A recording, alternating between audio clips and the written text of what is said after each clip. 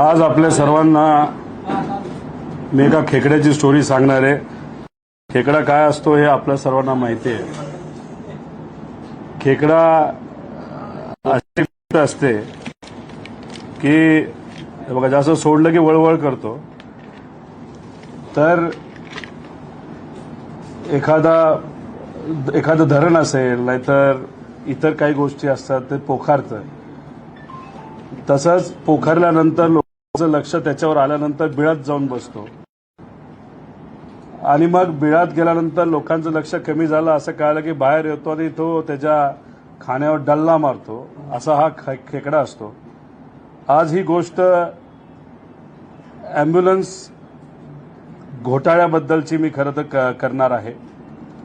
हा घोटाळा 6,500 कोटी रुपयाचा घोटाळा आहे। तुम्ही जर काही महिन्यांपूर्वी काही बातम्या ऐकल्या असतील, लहान बालकं मृत्युमुखी पडली, गरिबाची मुलं होती, त्याच्याबद्दल बातम्या झाल्या। तिथं मंत्री महोदय गेले, मी हे करील ते करील असं सांगितलं। सर्व उपजिल्हा रुग्णालय आणि जिल्हा रुग्णालय जर त्यांना नीट करायचे झाले असते तर 2,000 कोटी रुपये लागले असते। पण त्या सगळ्या गोष्टींकडे दुर्लक्ष करून, सामान्य लोकांना व्यवस्था मिळावी याकडे दुर्लक्ष करून त्यांनी 6,500 कोटीचा घोटाळा इथं केलेला आहे। आता ह्याच्यामध्ये महाराष्ट्र इमर्जन्सी मेडिकल सर्व्हिसेस त्याच्या अंतर्गत 108 नंबरची ॲम्ब्युलन्स आपल्या सर्वांना माहिती आहे। 2013-14 मध्ये हा कॉन्ट्रॅक्ट पहिल्यांदा दिला गेला, ज्याच्यामध्ये ॲम्ब्युलन्स सरकारने विकत घेतल्या। एका एजन्सीला म्हणजे बीबीजीला ते चालवायला दिल्या। 5 वर्ष झाल्यानंतर बीजेपीच्या काळामध्ये तिथं त्याला रिव्हिजन झालं आणि रिव्हिजन झाल्यानंतर गेल्या महिन्याभरात त्याचं ते संपलं। हे सगळे GR आहेत। त्यामुळे ही सर्व्हिस ही गेल्या 10 वर्षापासून सुरू आहे। पण याच्यामध्ये फार इंटरेस्टिंग गोष्ट घडली, जी मी पुढे तुम्हाला सांगेल। पण 6,500 कोटी रुपयाचा जो घोटाळा आहे, त्याला सहज आपण काही महत्वाच्या बजेट बरोबर जर कम्पेअर केलं, महिला व बाल विकासचं अख्ख्या महाराष्ट्राचं बजेट 6,700 कोटी आहे।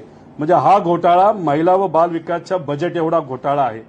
कौशल्य विकास जे युवांसाठी महत्वाचं आहे, 3,247 कोटी, म्हणजे डबल घोटाळा इथं झालेला आहे। पर्यटन विभाग 3,400 कोटी, मायनॉरिटी 1,500 कोटी, म्हणजे याच्या 4 पट घोटाळा झालेला आहे। ओबीसी 8,252%, त्याचा 80% हा घोटाळा आहे। दिव्यांग 1,466, एमपीएससीला ज्याच्यात आम्ही म्हणतोय परीक्षा घ्या 60 कोटीचं बजेट आहे आणि हे 100 पट घोटाळा हा तिथं आहे। सारथी, भाटी, महाज्योती, TRTI, अमृत ह्या सगळ्या संस्था घेतल्या तर 300 कोटी दिले जातात आणि हा भ्रष्टाचार 6,500 कोटी। आम्ही म्हणतो 100 रुपयाला परीक्षा घ्या, पण इथं भ्रष्टाचार करायला यांना कुठेही काही वाईट वाटत नाही। धाराशिव जिल्ह्यामध्ये खरीप 2022चा पीक विमा मिळावा यासाठी तिथं शेतकरी अनेक दिवस, अनेक महिने आंदोलन करत होते। त्यानंतर त्यांचा हक्काचा 50 कोटीचा विमा मिळाला आणि तिथं असणारे जे मंत्री आहेत आरोग्य विभागाचे, यांनी डायरेक्ट 6,500 कोटीचा घोटाळा, कांदा अनुदान 800 कोटीचं। त्यामुळे हे जे काय आहे ते फार वाईट गोष्ट इथं घडली आहे। दिवसाला 38 बालकं मृत्युमुखी पडतायत आणि हे जो विभाग आहे आरोग्य विभाग, हा पैसे खाण्यामध्ये मग्न आहे। त्यामुळे आमचा साफ आरोप आहे 6,500 कोटीचा ॲम्ब्युलन्सचा घोटाळा, तो सुद्धा दलालीचा आहे। आता ह्याच्यात खोलात जर आपण गेलो तर इथे बीबीजीचा कॉन्ट्रॅक्ट बंद झाल्यानंतर नवीन कॉन्ट्रॅक्ट आता आपल्याला सुरू करायचा आहे। त्याच्यासाठी वेगळ्या कंपनीला बोलवलं गेलं, ते फार डिटेलमध्ये मी नंतर सांगेल, थोडक्यात तुम्हाला सांगतो। याच्यामध्ये 4 ऑगस्ट 2023ला एक GR काढण्यात आला। त्याच्यामध्ये 2 कंपन्या घ्यायचं ठरलं होतं, पण नंतर तिसऱ्या कंपनीला कुठेतरी वाईट वाटलं। तिसऱ्या कंपनीचे जे प्रमुख आहेत ते दोन्ही उपमुख्यमंत्र्यांना भेटले असं आम्हाला कळतंय। मुख्यमंत्र्यांना भेटले आणि दिल्लीतल्या काही लोकांना भेटले। ज्या काही गोष्टी झाल्या असतील, वाटाघाटी झाल्या असतील, त्यानंतर तो पहिला GR हा कॅन्सल झाला। 15 मार्च 2024ला दुसरा GR आला, त्याच्यामध्ये 3 पार्टनर घेण्याची परवानगी त्याच्यामध्ये आली। आता ह्याच्यात मी पूर्वीचं टेंडर 2014चं आणि आत्ताचं ह्याला कम्पेअर करत नाही, पण 4 ऑगस्ट 23 म्हणजे ह्यांनीच काढलेलं GR आणि 15 मार्च 2024 या 2 GRचा फक्त फरक तुम्हाला सांगतो. याच्यामध्ये पूर्वी 2014ला अँब्युलन्स ह्या सरकारने घेतल्या होत्या आणि त्या एजन्सीला दिल्या होत्या.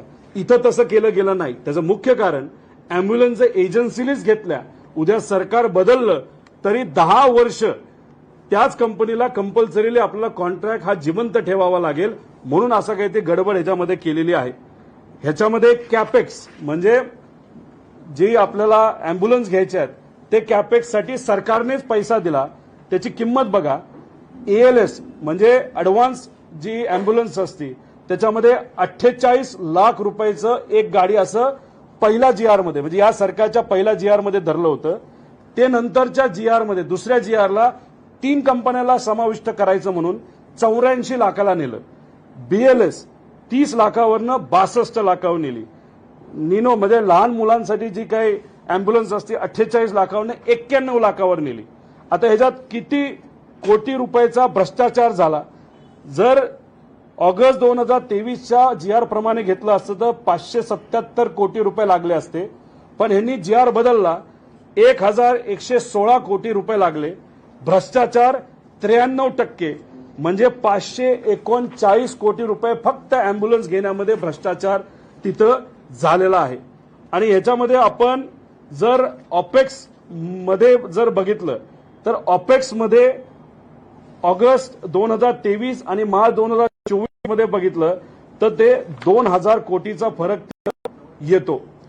त्याच्यानंतर 2 GR मधला ऑपेक्सचा मी तुम्हाला सर्वांना सांगितलं. तर म्हणजे टोटल याच्यामध्ये जर भ्रष्टाचार आपण काढला तो रफली हा 5300 कोटी फक्त ऑपेक्समध्ये आणि जर आपण कॅपेक्स त्याच्यात घेतला तर तो 550 कोटी रुपयाच्या आसपास जातो. मग आता ह्याच्यामध्ये आम्ही ऑपेक्स जी आहे म्हणजे ऑपरेटिंग कॉस्ट आम्ही काही कंपनीशी बोललो, आम्ही काही अँब्युलन्सवाल्यांशी बोललो. इथं जी ऑपेक्स कॉस्ट धरली गेली आहे 4,18,000 रुपये नाहीतर 3,70,000 रुपये हे मार्केटमधून काढल्यानंतर आणि तिथं 2 लोक डॉक्टर आणि हे सगळं धरलं तर 2 लाख रुपये येते. त्याच्यामध्ये सुद्धा 5,000 कोटीचा कुठेतरी भ्रष्टाचार झाला असं आमचं मत आहे. हे सगळे GR आणि या सगळ्या गोष्टी याच्यामध्ये आहेत. आता ह्याच्यात आम्ही टेंडर घेतले. आम्ही टेंडर असे घेतले की अँब्युलन्स आम्हाला खरेदी करायची तुम्ही सांगा आणि आम्ही 1-2 अँब्युलन्सचं टेंडर तिथं घेतलं. तर जी यांनी 65 लाखाला अँब्युलन्स फायनल केली ALS 255 ती आम्हाला टेंडरमध्ये 33 लाखाला मिळाली एक अँब्युलन्स. अशा जर आम्ही 255 घेतल्या असत्या तर ती 25 लाखाला गेली असती. तर हे सगळं जर तुम्ही गणित घेतलं तर मार्केट प्राइस प्रमाणे सुद्धा जर बघितलं तर 2 GRचा फरक 550 कोटीचा आहे आणि मार्केट प्राइसचा जर फरक काढला तर हा 404 कोटी रुपयाचा हा टोटल फरक याच्यामध्ये येतो. आणि ऑपरेटिंग कॉस्ट मी तुम्हाला सर्वांना सांगितले. ह्याच्यामध्ये भ्रष्टाचार कसा झालाय समजून घ्या. फॅसिलिटी नावाची एक कंपनी आहे, पिंपरी चिंचवडची ही कंपनी आहे. यांना अँब्युलन्स चालवायचा कुठेही अनुभव नाही. हे साफसफाई करणारी कंपनी आहे. मग आता ह्या सुमित कंपनीने एका स्पेनच्या कंपनीबरोबर करार केला. स्पेनची कंपनी दिवाळखोरीमध्ये निघालेली आहे, बँकरप्ट झालेली आहे. म्हणजे त्या कंपनीचा अनुभव दाखवला. सुमितवाल्यांनी त्यांच्याबरोबर टायअप केला आणि 16 जानेवारी 2023ला दावोसला मुख्यमंत्री तिथं असणारे जे इंडस्ट्रियल मिनिस्टर यांच्या सगळ्यांच्या उपस्थितीमध्ये त्यांनी करार केला. तो करार असा होता, इमर्जन्सी सर्व्हिसेस प्रोजेक्ट महाराष्ट्रासाठी डिझाईन करावं असा त्यांचा तो करार होता. त्याच्यानंतर हे टेंडर जेव्हा सुरू झालं तेव्हा सेंट्रल व्हिजिलन्स कमिटीचे एक नॉर्म्स असतात की आपल्याला टेंडरची तारीख किती दिवस ठेवू शकतो, किती दिवसामध्ये तो ओपन करू शकतो, त्याच्यानंतर डॉक्युमेंट सबमिट करायला किती दिवस देता येतात आणि त्या सगळ्या ह्याच्यामध्ये इथं फ्लॉज आहेत आणि तिथं कुठेतरी ते जे काही टर्म्स अँड कंडिशन पाळलेत असं नाही. त्याच्याच बरोबर ह्याच्यामध्ये जर खोलात आपण गेलो, आता ही जी कंपनी आहे सुमित, हिला कशासाठी करार केला होता की प्रोजेक्ट डिझाईन करण्यासाठी. पण नंतर याच कंपनीने टेंडर केलं गेलं, टेंडर डिझाईन केलं गेलं आणि सुमित स्वतः या टेंडरमध्ये सहभाग घेतला एका कंपनी बरोबर. त्यामुळे पहिला GR हा सुमित आणि त्या मित्र कंपनीचा होता. पण मग BVG नावाची जी कंपनी, त्यांना कुठेतरी वाईट वाटलं. त्यांनी विविध मंत्र्यांना भेटी घेतल्या आणि त्याच्यानंतर मग तो दुसरा करार झाला, त्याच्यामध्ये BVGला सुद्धा घेतलं गेलं. म्हणजे ह्याच्यामध्ये मॅन्युप्युलेशन झाले. आता ह्याच्या खोलामध्ये आपण जर गेलो तर ह्याच्या खोलामध्ये गेल्यानंतर फॉरेन्सिक ऑडिट आपण केलं. फॉरेन्सिक ऑडिट कशाचं केलं? सरकारच्या टेंडरचं केलं. कशावर केलं? त्यांच्या वेबसाईटवर केलं. त्याच्यावर जर आपण गेलो तर टेंडर डॉक्युमेंट जे झालं होतं त्याचं खोलात फॉरेन्सिक ऑडिट केल्यानंतर त्याचा आम्ही पुरावा पण आहेत, आम्ही हे नोटरी सुद्धा करून घेतलेलं आहे. तर ह्याच्यामध्ये जर बघितलं, सुमित या कंपनीने टेंडर डॉक्युमेंट तयार केलं. म्हणजे पेपर सेट केला सुमितली, परीक्षा देणार कोण होतं तर सुमित, आणि पास कोणाला केलं गेलं तर सुमितला. आणि त्याच्यामध्ये भ्रष्टाचार किती झाला? ओव्हर अ पिरियड ऑफ 10 वर्ष 6,500 कोटी. आणि ही गोष्ट आपल्या सर्वांसमोर इथं आम्ही मांडत आहोत. दावोसचा फोटो इथं आहे. त्यामुळे हे जे काय झालेलं आहे ते चुकीचं झालेलं आहे. 6,500 कोटीचा ह्याच्यामध्ये भ्रष्टाचार झालेला आहे. आणि सरकारी दिलेले जे नियम आहेत CVCचे, ते गाईडलाईन्स कुठेही पाळले गेले नाहीत. आता ह्याच्यात आमचा असा प्रश्न आहे की याच्यामध्ये आरोग्यमंत्री जबाबदार आहेतच. एक तर त्यांनी त्यांची खुर्ची सोडावी, त्यांचं पद सोडावं. पण ही फाईल जात असताना आम्हाला जे कळालेलं आहे, ही फायनान्स मिनिस्टरकडे पण फाईल गेलेली. मग ही गोष्ट त्यांच्याकडे गेल्यानंतर त्यांनी ती पास कशी गेली? त्यानंतर आम्हाला हेही कळालेलं की फायनान्स मिनिस्टरकडे कुठलीही फाईल गेली तर ती दुसऱ्या DCM म्हणजे देवेंद्र फडणवीस साहेबांकडे जाते. त्यांनी याच्याकडे दुर्लक्ष केलं का? मुख्यमंत्र्यांकडे सुद्धा ही फाईल गेली असं आम्हाला कळालेलं आहे. त्यामुळे ह्याच्यामध्ये जे 6,500 कोटीचा भ्रष्टाचार झालेला आहे त्याला कोण कोण जबाबदार आहे असा प्रश्न आमच्या सगळ्यांचा आहे. एका बाजूला लोक मरतायत, अँब्युलन्समध्ये नीट सेवा BVGकडनं दिली गेली नाही म्हणून अनेक बातम्या आलेल्या आहेत. अशा परिस्थितीमध्ये तुम्ही BVGलाच परत देता. इतर ठिकाणी BVG हे बॅकलिस्टेड आहे. आणि मग अशा परिस्थितीमध्ये तुम्ही CVCच्या गाईडलाईन्सला फाटा देत कदाचित इथं आता इलेक्शन सुरू होणार आहे त्याच्या आधी वाटाघाटी कराव्या. आणि आम्हाला असंही कळतंय मार्केटमध्ये, आता कोण सांगतं काय सांगतं सांगणारे बरेच असतात, की आता हेच लोक इलेक्शनला फंड देण्यासाठी, हे BVG असेल नाहीतर सुमित असेल, अशा प्रकारची लोक कुठेतरी मार्केटमध्ये इलेक्शनला फंड देण्यासाठी ते फिरत आहेत. म्हणजे मग असं आहे का की ह्याला घाई करण्यात आली कारण इलेक्शनला मोठ्या प्रमाणात निधी देण्यात यावा?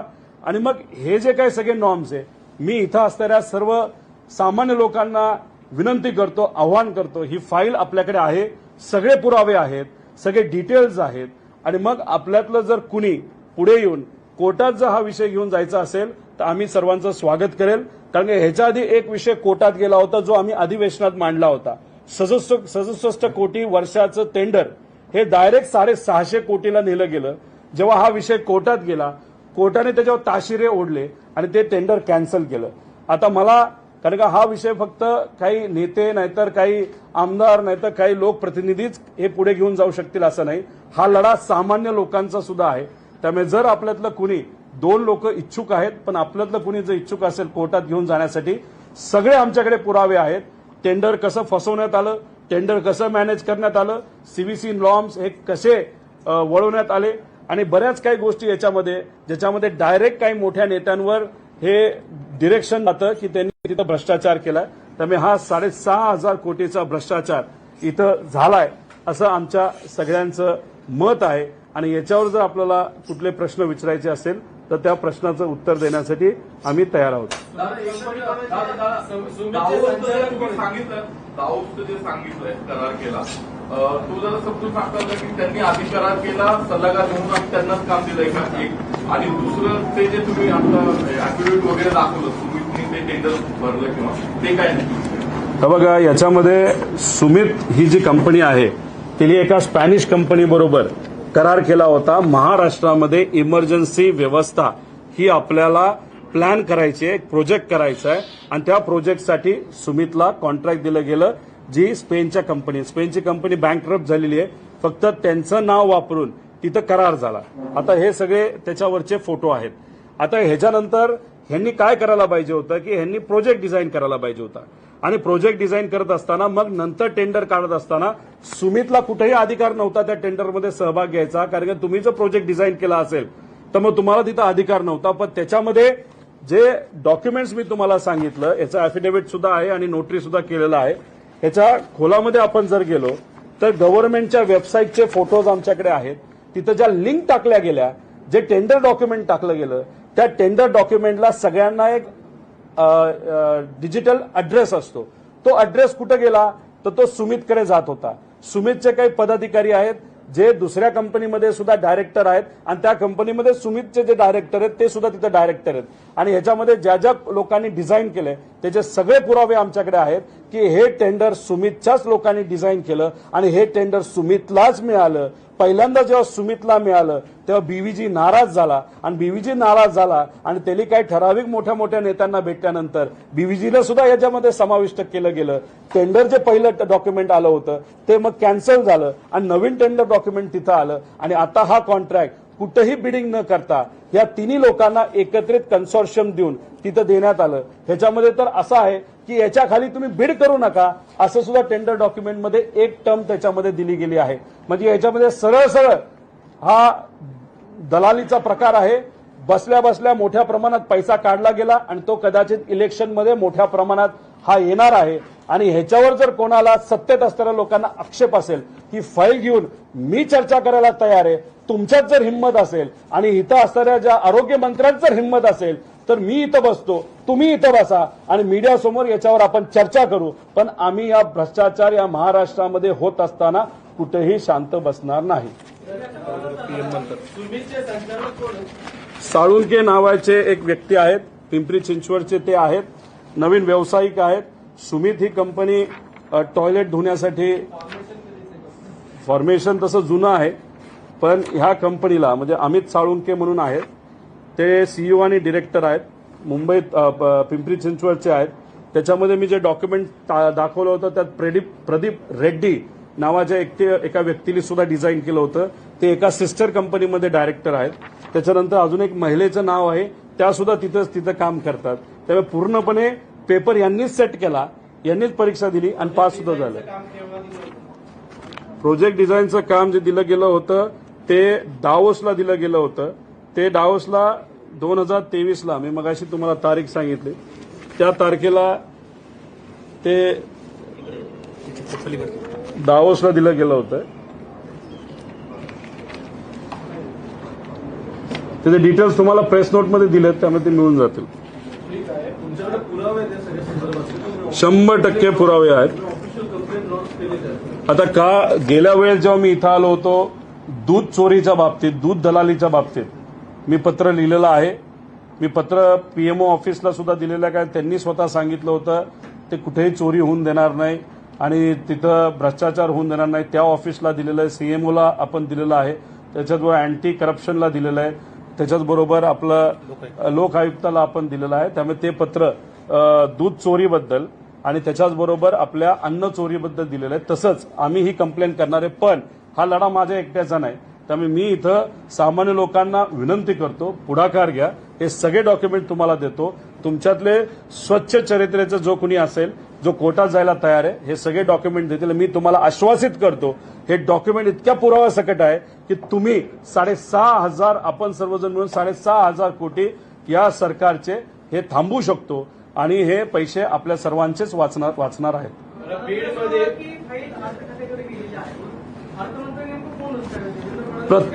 प्रत्येक फाईल ही अर्थमंत्र्यांकडे जाते. जो विषय कोर्टामध्ये गेला होता स्वच्छतेचा हॉस्पिटलच्या 67 कोटीवरनं डायरेक्ट 650 कोटीवर जे आकडा नेला गेला वर्षाला, त्याच्यामध्ये 450 कोटी वर्षाचं भ्रष्टाचार होता. ती सुद्धा फाईल फायनान्स मिनिस्टर साहेबांकडे गेली होती. आता कोर्टाने त्याच्याकडे ताशेरे ओढले, ते थांबलं. पण आता टेंडर थांबलं असलं तरी भ्रष्टाचार तर होणार होता, इंटेन्शन होतं. आता ही फाईल सुद्धा फायनान्स मिनिस्टर साहेबांकडे गेली असावी. त्यांनी त्याच्याकडे का दुर्लक्ष केलं हे मला माहित नाही. आणि फायनान्स मिनिस्टरकडेच जाते अशी नाही, सगळ्या फाईल या फायनान्स मिनिस्टर साहेबांकडे पण जातात आणि देवेंद्र फडणवीस साहेबांकडे पण जातात. त्यामुळे दोघांना या बाबतीतलं माहिती असावी. आणि सगळ्यात मोठा घोळ असा आहे की टेंडर डॉक्युमेंटमध्ये असं सांगण्यात आलेलं आहे की एका कॅबिनेट मीटिंगमध्ये हा विषय घेतला होता, पण त्या कॅबिनेट बैठकीचे आम्ही मिनिट्स बघितले, जे काय सरकार जाहीर करतं त्याच्यामध्ये कुठेही या अँब्युलन्सच्या कराराबद्दल टेंडरबद्दल मेन्शन सुद्धा केलं गेलं नाही. ज्या तारखेचं मेन्शन झालं की कॅबिनेट बैठकमध्ये आम्ही हा मुद्दा घेतला, त्या कॅबिनेट बैठकीच्या MOM मध्ये मिनिट्स ऑफ मीटिंगमध्ये जे सरकारने जाहीर केलेलं आहे त्याच्यामध्ये याच्याबद्दल कुठेही काहीही लिहिलं गेलं नाही. अँब्युलन्सच्या किमती वाढल्याचं म्हणताय, 33 लाख ओपन मार्केटमध्ये घेतली, तर आता बिडिंग मध्ये किंवा टेंडर मागवल्यावर ज्या कंपन्या सहभागी होतील त्यांनाच ते हे मिळतं. तर आता आपण असं एकदम म्हणू शकतो का इतरांचे जो 33 लाखाने देणारा होता तो काढायचा, अशा कुठल्या कंपन्या होत्या त्या काढायच्या त्याच्यात सहभागी? याच्यामध्ये असं आहे की त्यांना अनुभवाची अट टाकली गेली. अनुभवाची अट ही स्पॅनिश स्टँडर्ड प्रमाणे दिली गेली, म्हणजे 5 मिनिटांमध्ये झालं पाहिजे, 10 मिनिटांमध्ये झालं पाहिजे. आता बीव्हीजीचा पूर्वीचा अनुभव तुम्ही काढा, किती मिनिटात ते सेवा देतात. आता तुम्ही स्पॅनिश पद्धतीने नाही तर स्पेनच्या पद्धतीने जर इथं तुम्ही करार करणार असाल तर भारतामध्ये इतर राज्यामध्ये ज्या काही व्यवस्था चांगल्या चालल्यात ते थोडी तिथं बीड करू शकतात. आणि ह्याच्यामध्ये अजून एक घोळ असा होता की अँब्युलन्स अशा विशिष्ट पद्धतीने तुम्ही डिझाईन करा आणि पुढच्या 8 दिवसामध्ये आम्हाला दाखवा, असं सुद्धा कंडिशन त्याच्यामध्ये टाकली होती. सुमितली त्यांची अँब्युलन्स तयार ठेवली होती, पण मग एक कंपनी साऊथ इंडियाची दक्षिण भारतातली त्यांनी सांगितलं, कोर्टात गेले असं आम्हाला कळतंय की बाबांनो आम्हाला 8 दिवसामध्ये हे करता येणार नाही, आणि मग ती कंडिशन रद्द करण्यात आली. म्हणजे हे जे तुम्ही बोलत आहात तर ह्या गाड्या 1500 नॉर्मल अँब्युलन्सेस आहेत आणि खास ज्या आपण ॲडव्हान्स म्हणतो त्या 250च्या आसपास आहेत. भारतामध्ये एकच कंपनी कदाचित याच्यामध्ये क्वालिफाय होऊ शकते गाडी म्हणून, आणि इक्विपमेंटसाठी फक्त ठराविकच एक कंपनी आहे, ती भारताच्या बाहेरची, तीच क्वालिफाय होऊ शकते. त्यांना क्वालिफाय होण्यासाठीच हे घेतलं गेलं आहे असं दिसतं. ती मी खूप डिटेलमध्ये गेलेलो नाही. तानाजी सावंतांनी खुर्ची सोडावी असं तुम्ही आता म्हटलं. आरोग्यमंत्री तानाजी सावंत शिवसेनेचे, फायनान्स मिनिस्टर राष्ट्रवादी काँग्रेस अजित पवार, दुसरे उपमुख्यमंत्री भाजपचे देवेंद्र फडणवीस आणि पुन्हा मुख्यमंत्री, या सगळ्यांवरती कारवाई व्हावी किंवा यांच्या सगळ्यांकडनं तुम्हाला हीच अपेक्षा आहे का? आणि मुख्यत्वे याच्यातला मुख्य लाभार्थी कोण आहे की जो या पैशाचा वापर निवडणुकीसाठी करणार आहे? आरोग्य मंत्रालय याच्यासाठी मुख्य लाभार्थी आहेत. आता त्यांच्याकडे हा पैसा नाही तर जर काय आलं असेल तर त्यांनी कोणाकोणाला दिलंय हे आपल्याला सांगता येणार नाही, पण सत्तेत जे कुणी असतील ज्यांना लढायचंय त्यांनाच कदाचित याचा आर्थिक लाभ झाला असावा असं म्हणतात. त्यामुळेच तर यांना एक कुठेतरी आत्मविश्वास आहे की आम्ही काही झालो तर निवडून येणार, कारण की यांच्याकडे पैसा असावा असं वाटतंय. आता ह्याच्यामध्ये एक स्टेटमेंट तुम्ही तानाजी सावंत साहेबांचं जर ऐकलं असेल तर अख्खा महाराष्ट्र भिकारी झाला तरी चालेल, पण मी भिकारी होणार नाही असं त्यांनी सांगितलं होतं. आणि 6,500 कोटीचा घोटाळा तुम्ही करताय, म्हणजे तुम्ही कुठेतरी सिद्ध करताय की तुम्ही तुमची आर्थिक पोळी भाजून घेताय, पण महाराष्ट्राला तिथं खऱ्या अर्थाने भिकारी करताय. त्यामुळे ह्याला ते तर जबाबदार आहेच. आणि ह्या फाईलची मुवमेंट जिथून कुठून झाली तिथं आपल्याला खोलात जाऊन कोर्टाने त्याच्याबद्दलचे आदेश द्यावेत. आम्ही पत्र देऊ, पण आमच्या पत्राकडे हे दुर्लक्ष करणार आहेत. पण तरी सुद्धा कोर्टाच्या माध्यमातून हे टेंडर आम्ही कॅन्सल करू आणि पारदर्शक पद्धतीने हे टेंडर पुढे यावं, यासाठी आपल्याला काय काय करता येईल हे थोडंसं बघू. गेल्या वेळेस जे टेंडर स्वच्छतेचं 650 कोटीचं काढलं ते आम्हाला कळालं. मग संजय राऊत साहेबांनी तो विषय घेतला, आम्ही अधिवेशनामध्ये तो मांडला आणि मग काही लोक कोर्टात गेल्यानंतर ते टेंडर कॅन्सल करण्यात आलं. आता ही गोष्ट इतकी लपून छपून सुरू होती, तर मग आता कुठे ते कळल्यानंतर याच्यावर कारवाई ही झालीच पाहिजे आणि टेंडर कॅन्सल झालंच पाहिजे असं आमच्या सगळ्यांचं मत आहे. तानाजी सावंत यांच्या राजीनाम्याची मागणी करताय का? 100% त्यांनी राजीनामा द्यावा. तुम्ही अख्ख्या महाराष्ट्राला भिकारी करायला चाललेला आहात. तुम्ही हॉस्पिटलला पैसे वेळेवर देत नाहीत. जिथं कुठं तिथं लहान बालकं वारली तिथं जे काय अपग्रेडेशन करायला पाहिजे होतं ते अपग्रेडेशन अजून तुमच्याकडे झालेलं नाही. टोटल जर आपण बघितलं तर त्या अपग्रेडेशनला 2,000 कोटी लागणार होते, पण हे मग्न कशामध्ये आहेत तर 6,500 कोटी रुपये खायला. त्यामुळे तुमच्यात जर हिंमत असेल तानाजी सावंत साहेब, या फाईलच्या बद्दल आपण समोरासमोर येऊ. तुम्हाला 5 दिवस देतो. तुम्ही तर मंत्री आहात, तुमच्याकडे अधिकारी आहेत, तुमच्याकडे सगळे लोक आहेत. माझा चॅलेंज तुम्हाला आहे, मी हे सिद्ध करत आहे की तुम्ही 6,500 कोटीच्या ह्याच्यामध्ये भ्रष्टाचार झाला आणि तुम्हाला जर सिद्ध करायचं असेल नाही झाला तर समोरासमोर ठिकाण तुम्ही निवडा, मैदान तुम्ही ठरवा. लढायला आम्ही तयार आहोत आणि तिथं मग होऊ द्या समोरासमोर, मग बघूया कोण खरं कोण खोटं. हा खेकडा कशाचं कुणाचं प्रतीक आहे? खेकडा जर आपण बघितलं तर पोखरण्याचं एक प्रतीक आहे. आज आरोग्य विभाग हा खेकडा पोखरतोय असं आमचं मत आहे. जसं जमीन पोखरतो तसा हा खेकडा वेळ येईल तसा बाहेर येतो आणि तो पोखरतो. त्यामुळे आरोग्य विभागामध्ये खूप मोठ्या प्रमाणात भ्रष्टाचार झालेले आहेत. त्याच्याबरोबर जे महात्मा फुले जीवनदायी योजना आहे त्याच्यामध्ये सुद्धा असं म्हणलं जातं, त्याचे पुरावे आमच्याकडे नाही आहेत, पण जे काय आम्हाला ऐकू येतं, नवीन एखाद्या हॉस्पिटल योजनेमध्ये घ्यायचं असेल तर 40 लाख रुपये घेतले जातात आणि पेमेंट जर काढायचं असेल तर प्रत्येक पेमेंटला 10% घेतले जातात. त्यामुळे एवढ्या मोठ्या प्रमाणात भ्रष्टाचार इथं चालल्यामुळे खऱ्या अर्थाने खेकडा या विभागाला पोखरतोय. तो खेकडा म्हणजे व्यक्ती म्हणून मी म्हणत नाही, पण विचार म्हणून म्हणतोय. पण हे दलाली सरकार आहे आणि दलाली किती तर कर्नाटकामध्ये भाजपचं सरकार 30% दलाली घेत होतं. महाराष्ट्रामध्ये हे सरकार आणि हे नेते 100% दलाली कुठेतरी घेत आहेत असं आमचं स्पष्ट मत आहे. दादा हे किती वर्षांसाठी किती हजार कोटींचं टेंडर आहे आणि सुमित जी कंपनी म्हटली त्यांचं टर्नओव्हर काय आहे? माझ्या अंदाजाने सुमितचा टर्नओव्हर हा 900 ते 1000 कोटीचा आहे, पण त्यांचा जो अनुभव आहे हा स्वच्छतेचा आहे. त्यांना या बाबतीतला कुठेही अनुभव नाही आणि हे टेंडर जे आहे 10 वर्षाचं अंदाजाने 12,000 कोटी रुपयाचं आहे आणि त्याच्यामध्ये जर आपण बघितलं तर 6 ते 6,500 कोटीचा भ्रष्टाचार हा सरळ सरळ तिथं झालेला आहे.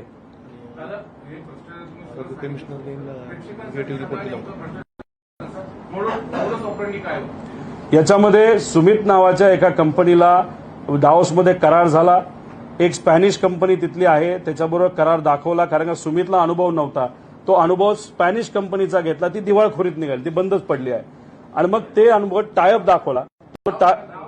ते SGG का काहीतरी आहे कंपनीचं, ते मी प्रेस कॉन्फरन्स SSG का काहीतरी आहे. तर आता ते करार झाल्यानंतर मग जेव्हा हे भारतात परत आले, महाराष्ट्रात आले, तर मग ह्यांचं एक षडयंत्र सुरू झालं. BVGच्या ड्रायव्हरचं आंदोलन सुरू झालं. मग तिथं BVG बंद पडल्यासारखी दाखवली.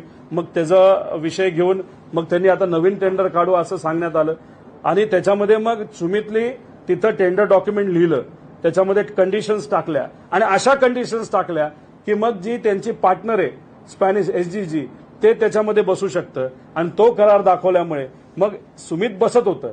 मग सुमित बसल्यानंतर BVG जे आहे ते जरा नाराज झाले, इकडे तिकडे पळायला लागले असं आम्हाला कळालं. आणि मग मोठ्या मोठ्या नेत्यांना ते भेटल्यानंतर मग असं ठरलं, अरे तुम्ही जो पहिला टेंडर काढलाय GR काढलाय त्यात 2च पार्टनर दाखवलेत, आता ते कॅन्सल करा, आता दुसरं टेंडर काढा. त्यामध्ये काही बदल झाले नाही. मग 2-3 महिन्यानंतर परत एक टेंडर काढलं, GR काढला, त्यात 3 पार्टनरला परवानगी दिली गेली आणि त्यात BVG आलं. मग यात कॉम्पिटिटिव्ह बिडिंग झालं नाही, ग्लोबल टेंडर झालं, पण त्याच्यामध्ये मोठ्या प्रमाणात कुणीही त्याच्यात बिडिंग केलं नव्हतं. तक्रारदाराला पण सहभागी करून दिलं आणि त्याच्याच बरोबर जेली पेपर लिहिला, म्हणजे सुमितली टेंडर लिहिलं, त्यालाही टेंडर मिळालं. एकदम स्मूथ शांततेत 6,500 कोटी 10 वर्षामध्ये आणि त्याचा कदाचित काही ऍडव्हान्स आता या इलेक्शनला सुद्धा मिळाला असावा. याच्यामध्ये अंदाजे ऍडव्हान्स ज्या आहेत त्या 255 अँब्युलन्स आहेत. त्याच्यानंतर ज्या छोट्या अँब्युलन्स असतात त्या अंदाजाने 1500च्या आसपास कुठेतरी आहेत.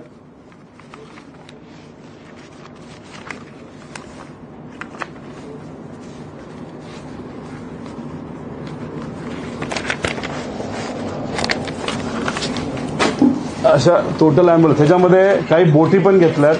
91 कोटीची बोट 3.5 कोटीला घेतली. याच्यामध्ये 255 ALS advance life support, 1274 ambulances basic life support, लहान मुलांच्या 36 मोटर बाईक अँब्युलन्स. म्हणजे तसं बघितलं तर आता आंध्रा का कुणीतरी 1.5 लाखाला मोटरसायकलची अँब्युलन्स घेतली, तिथून ते आयडिया आली. ह्यांनी डायरेक्ट 4.5 लाख रुपयाला तिथं ते टेंडर दिलेलं आहे. असे 196 आणि बोट अँब्युलन्स 15 नदी आणि 10 सी अशा 15 तिथं त्यांना अशा प्रकारचं टेंडर हे काढण्यात आलेलं आहे. सुमितचं तुम्ही बोलताय, हो, सुमित फक्त चेहरा आहे, पाठीमागे कोण आहे असं वाटतं? याच्यामध्ये असंही कळतं की एक फार मोठे नेते जे एका मोठ्या पदावर आहेत आणि त्यांचे चिरंजीव सुद्धा याच्यामध्ये इन्व्हॉल्ड आहेत अशी एक चर्चा आहे. पण ते खूप डायरेक्ट डिटेल अजून मिळालेलं नाही. पण डिटेल जेव्हा येतील कदाचित कोर्टात हा विषय गेल्यानंतर बरंच काय बाहेर येईल.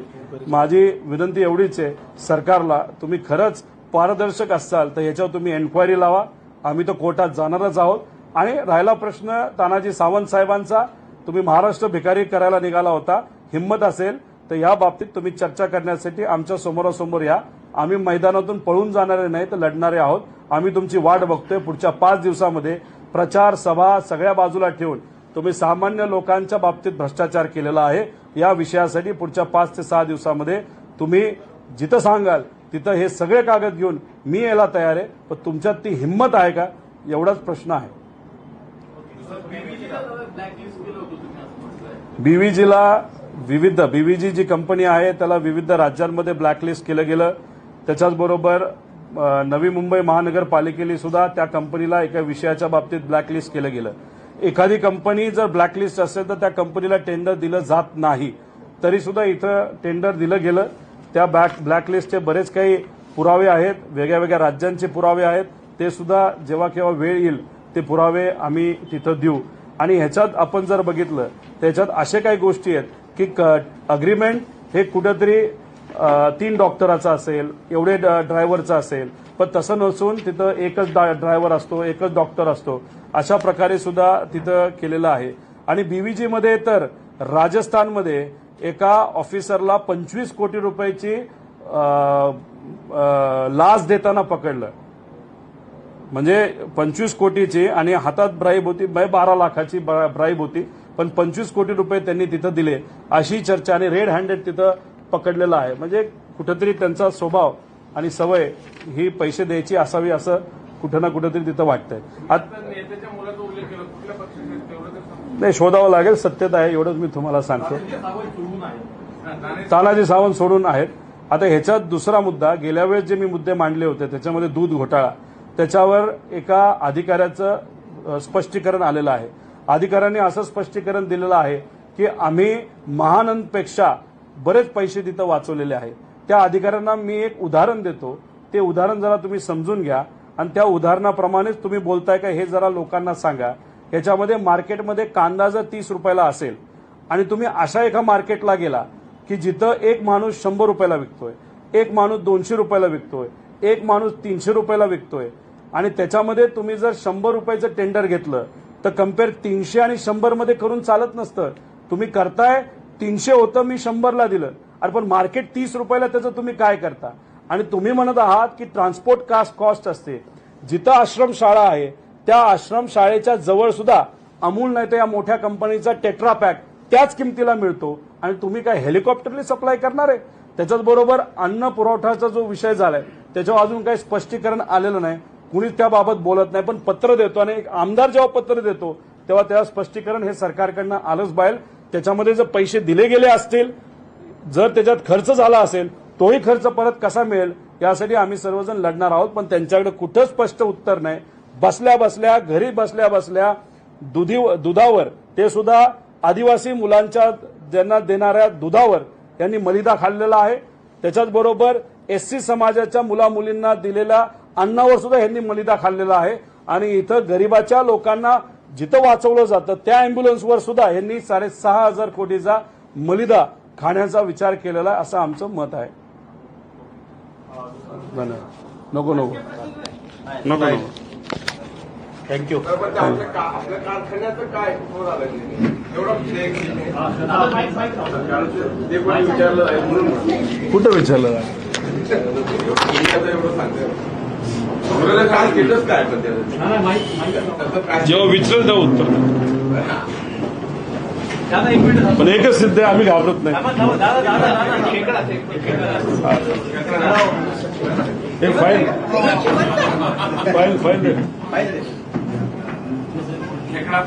नाही हे कुठे जी आर